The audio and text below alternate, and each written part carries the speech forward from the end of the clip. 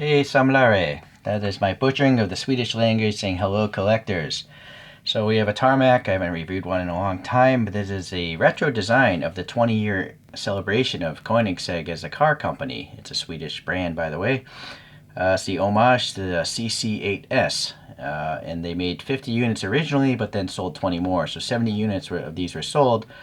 If you happen to think Lambos and Ferraris are ghetto, this is a bit nicer. It's $3.7 million, and they're probably all sold out before they were even delivered.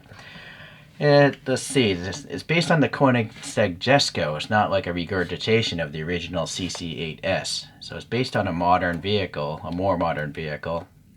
So this thing will do 310 miles per hour, 2.5 seconds, 0 to 60 or 100. It has a 9-speed transmission. It rolls on 20-inch and 21-inch wheels. And the crazy thing is, this thing runs more horsepower on E85, meaning 85% biofuel. It'll actually crank out 1,385 horsepower out of the 5-liter twin-turbo V8, all to the rear wheels. It's not all-wheel drive either, so that's kind of crazy. On normal gasoline, it puts out a paltry 1,185 horsepower. So you're talking 4 digits of horsepower through the rear tires. That's just crazy. Alright, so it does kind of make Lambos and Ferraris seem pretty cheap. Alright, that was a long introduction, but I think it's a cool car and it deserves that. So Tarmac does it right. If you're concerned about legalities, you know, they actually get approval from Koenigsegg, so I'm hoping this will be a nice model. I bought it locally at the dealership I buy from, and it looked nice. So that's why I chose to buy this. Let's get this thing open. The box is nice and small, so it's not so wasteful if you don't want to keep the packaging. It's cardboard. It's not going to come and pollute us, but the plastic inside might. I also like that on the side, it at least tells you it's a Koenigsegg. So if you stack these boxes up this way, you can at least figure out it's this car. Ideally, it would actually say what the car is also. This gives you an idea here as well, so it's better than just having a blank side. So I think that's smart on their part. So you do have the plastic here, the tray, keeping it from getting all scratched up from the cardboard box. It folds out, so you can't lose that either, being one piece. And supposedly, quality control inspector number 8. Let's see if this person did a good job here. Okay, big wheels there. Big orange calipers. This model's not going to have calipers like that. The side vent there looks pretty good. Yeah, I guess it's alright. You notice the rear wing on this is up. Funky interior. Rear view there. This top rear view is kind of nice. And yeah, I guess it almost looks like a Lotus Evora, if I recall that car. Starting from the side. So the wheels, just looking back at the photo, yeah, they look like the photograph to me. The only thing that's missing is the orange paint for the center cap. But this one, you know, they did paint it. It's just black. So, you know, for a $3.7 million car, I'm sure you can get that any color you want. So it's nice that they have the paint app. I just think it would have been cooler if it was the same as the orange of the car. As mentioned, this is not a high-end Tarmac, so there's no brakes in there, and that's fine by me. It does roll, so if you're into toys, you can roll that. Yay. The metallic orange here looks pretty good. On the side, there's not much orange peel, so it's not bad at all. The panel gaps don't seem atrociously large, seem okay. Nice and smooth surface going into that vent area. Whoa, is that? I thought that was literally air, but I think it's just glossy and reflecting the LED above us. So that's kind of hard to distinguish. Let me see if the flashlight will wash it out. I think that's just the plastic of the inside. Or, I don't know. It's just weird that it's glossy. I mean, maybe that's accurate? I don't know. I wouldn't think there'd be a glossy screen back there, but maybe this way. Anyways, it looks black here, so that looks fine. You can see the side skirt here is black, and that seems accurate to the car. You You can see it kicks up here. It's kind of like a barge board, and the vent there, I think you can actually see there's air passing behind. Yeah, so that's kind of like a real vent there. Now I'm noticing it does have printing of what the car is on the side. Let's see how crisp it is. Yeah, that's quite legible. Very nice. So then we can see we have a separate rubbery mirror. That's great, right? So if you drop it, it's not going to just snap off. I think that's fantastic. Apologize for my fingernails. So the hood badge looks quite good. I like that. The clear headlights look quite nice. You have some printed on silver on the outside surface. This looks, yeah, that's going underneath the clear a little bit. So that's accurate to the car, and it's black back there. They used black paint to represent these vents. I guess that's okay, but I also feel at the same time they could have easily just molded that dent in there. They chose not to, but oddly they chose to mold these tiny little sensor dimples. I don't even see those sensor dimples really on the photograph. I almost feel like I could have left these out and maybe dented those vents in. That would have been maybe a smarter choice for me. I like that the grill is nicely textured. Maybe that's part of the interior plastic piece or something. So we have a wiper blade. It's centralized and it's raised quite a bit. The windshield itself, high curvature like an airplane, and the blackout seems to be printed on the outside. These vents, there's no additional paint, but that is fine. Pretty good smooth paint job for a model of this price range. This is a square LED above us. It's relatively square. A little bit wavy, of course, but still looks pretty great. This side here, I don't see any imperfections. So far, so good. And the sidewalls of the tires are rounded. It's not slab-sided, even though they're so thin. A little curious on the bottom, it is screwed together, so if you want to modify it, repaint the interior, swap out the wheels, it should be easy enough to do. And this brand tells you what the car is, what the scale is, and who made it. Everything I want to know when I pick up an object. I'm not sure if well, I was going to say, I don't know if I need the glossy base, but I guess it's because they're trying to mimic the glossy carbon. Granted, there's no carbon graphic here. Although on the side photo, I can't see a carbon texture yet. Anyways, maybe it is painted black on the real thing. Alright, going to the rear, the exhaust does have molded details, and it is black on the rear photo, so I guess that's accurate. It's weird. If I had a $3.7 million car making 1,300 horsepower, I would want to see the exhaust tip, but I can't afford a car like this, so what do I know?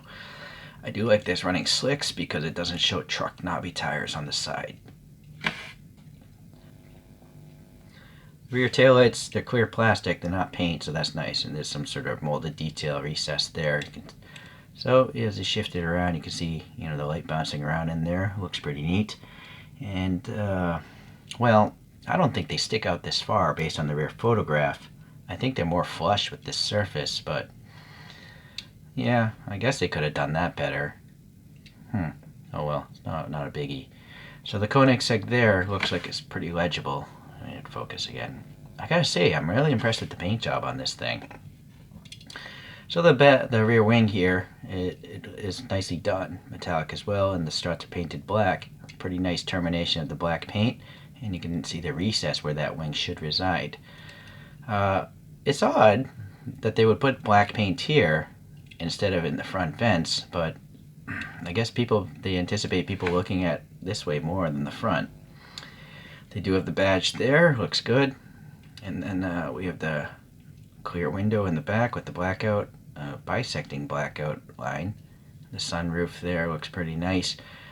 The interior is nicely molded. It's all black. A model of this price range, pretty typical. It's going to have pretty nicely molded details, I assume.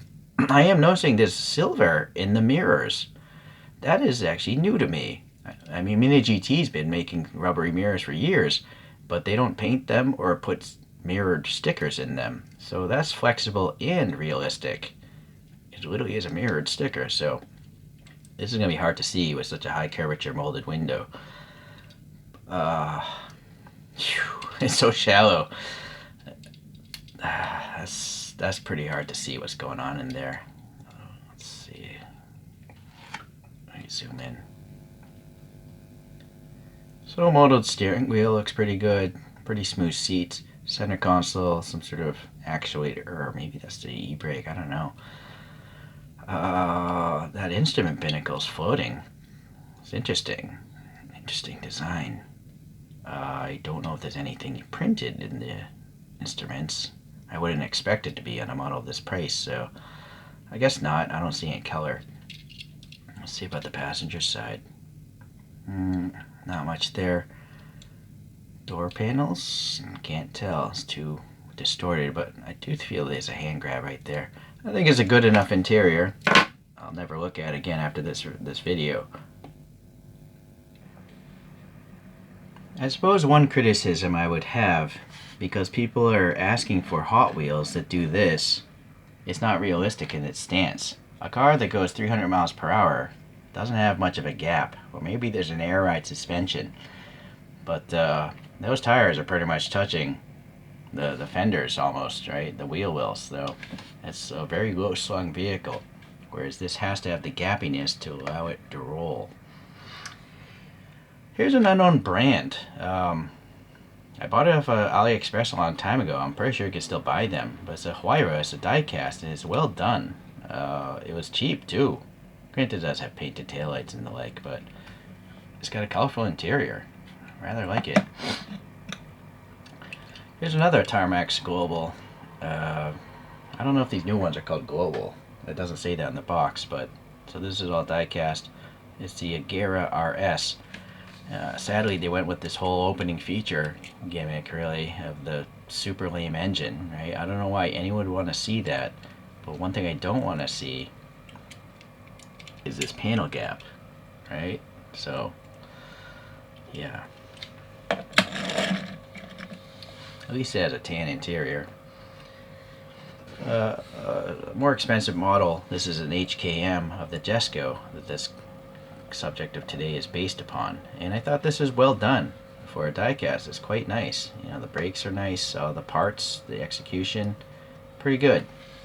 It's just, you know, this is expensive because it has a solid acrylic base. Seems unnecessary to me. If it had rubbery mirrors, which it doesn't, it could have just come in a cardboard box. I would have been perfectly happy. Alright, another Pagani, which is by Tarmac again, but back when they were called Global. So this literally has the QC sticker on it. It doesn't say Global, my bad. But it's the one of the cheaper ones. It's not the crystal box kind. So it doesn't tell you what it is. I think possibly this showed up with a missing vent. But Tarmac has pretty good customer service in my experience. I've messaged them twice, and they sent me spare parts twice. So I'm pretty happy about that.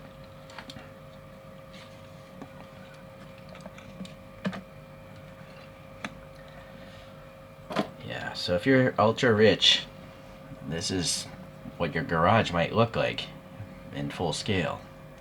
But me being ultra poor, I have 1/64 scale versions, but they still look pretty nice. They're all good.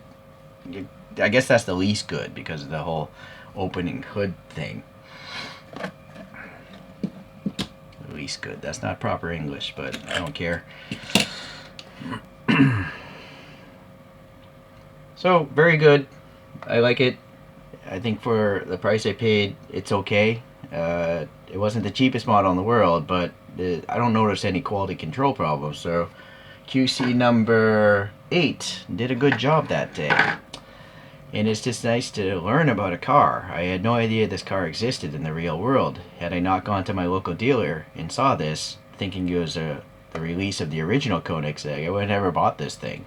But it's interesting to learn that they made this retro one. And it's also a reminder that I'm old. This brand's been around for 20 years. In my mind, I feel like Koenigsegg's only been around for 5 years, but they've been around for 20. So, yeah. Alright, well, thanks for watching. We'll see you in the next diecast video.